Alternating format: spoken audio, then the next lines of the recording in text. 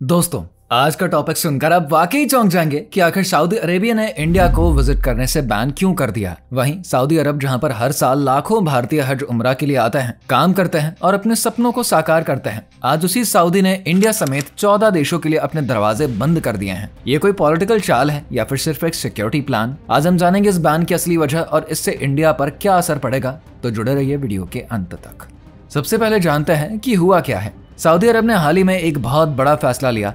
उम्रा, बिजनेस और family visit visa पर अस्थायी रोक लगा दी गई और ये रोक भारत, पाकिस्तान, बांग्लादेश, मिस्र, Ethiopia, Jordan, Sudan, Tunisia, Algeria, Yemen, Morocco, Iraq और नाइजीरिया जैसे 14 देशों पर लागू किए गए हैं। सऊदी सरकार ने साफ कहा है कि 13 अप्रैल 2025 के बाद किसी को भी नया उम्रा वीजा नहीं मिलेगा और ये बैन मिड जून साल 2025 तक लागू रहेगा। अब सवाल उठता है कि क्या सऊदी को उन देशों से कोई नाराजगी है? चलिए समझते हैं। हर साल हज के लिए दुनिया भर से लाखों मुसलमान मक्का पहुंचते हैं, लेकिन ये एक बेहद ही सख्त और स्ट्रक्चर्ड प्रोसेस होती है जिसमें कि कोटास, रजिस्ट्रेशन और अप्रूवल जरूरी होता है। मगर कुछ लोग विजिट या उम्रा वीजा लेकर सऊदी पहुंचते हैं और इल्लीगली वहीं रुककर हज करने की कोशिश करते हैं। साल 2024 में हीट वेव और भीड़ के कारण 1200 से ज्यादा अनरजिस्टर्ड लोगों की मौत हो गई थी, जिनके पास ना तो अकोमोडेशन था ना ही हेल्थ केयर। इसी वजह से सऊदी ने फैसला किया कि अब भीड़ कंट्रोल करने के लिए वीजा मिसयूज करने वाले देशों पर रोक लगाई जाए। अब बात करते हैं भारत की, जो कि हर साल करीब 1.75 लाख हज यात्री सरकार के तय प्रोसेस के तहत भेजता है। लेकिन कुछ लोग शॉर्टकट लेकर उम्रा या फैमिली विजिट वीजा पर सऊदी जाते हैं और वहीं रुककर इलीगली हज करने की कोशिश करते हैं। इससे न सिर्फ भीड़ बढ़ती है बल्कि सऊदी की व्यवस्थाएं भी फेल हो जाती है। साल 2024 में भारत से ऐसे कई केसेस सामने आए, जिसके बाद सऊदी ने सख्ती से कहा बिना रजिस्ट्रेशन हज नहीं, वरना 5 साल का बैन तय है। सऊदी का यह फैसला कोई गुस्से में उठाया गया कदम नहीं, बल्कि पूरी तरीके से सेफ्टी और लॉजिस्टिक्स की प्लानिंग पर ही बेस्ड है। हज दुनिया के सबसे बड़े रिलीजियस इवेंट्स में से एक है, जहां पर करीब 20 लाख लोग एक साथ जाते हैं। अब अगर 5 लाख लोग एक्स्ट्रा बिना रजिस्ट्रेशन और प्लानिंग के पहुंच जाए तो ना ठहरने की जगह होगी, ना ही मेडिकल सुविधा और ना ही ट्रांसपोर्ट की। ऐसे में एक छोटी सी इमरजेंसी भी बड़ी ट्रेजेडी बन सकती है। इसीलिए सऊदी मिनिस्ट्री ने साफ कहा है ये डिप्लोमेटिक नहीं, एक लॉजिस्टिकल डिसीजन है और प्रॉपर हज वीजा अब भी जारी है। इस बैन का असर सिर्फ रिलीजियस ट्रिप्स तक ही सीमित नहीं है, बल्कि इसका सीधा प्रभाव उन लाखों भारतीयों पर पड़ा है जो कि सऊदी या यूएई में काम करते हैं या फिर अपने परिवार से मिलने जाना चाहते हैं। रमजान और ईद जैसे मौके पर कई फैमिलीज ने मिलने का प्लान बनाया है, जो कि अब रद्द हो गया। नए वर्कर्स का वीजा प्रोसेस भी रोक दिया गया है। पाकिस्तान और बांग्लादेश ने सऊदी से बात करी, लेकिन जवाब मिला ये बैन टेम्पररी है और हज के बाद हटा दिया जाएगा। कुछ इसे राजनीति या यूएई इजराइल डील से जोड़ रहे हैं, पर सऊदी सरकार ने इन अफवाहों को नकारा है। अब सबसे बड़ा सवाल यह है कि आगे क्या होगा।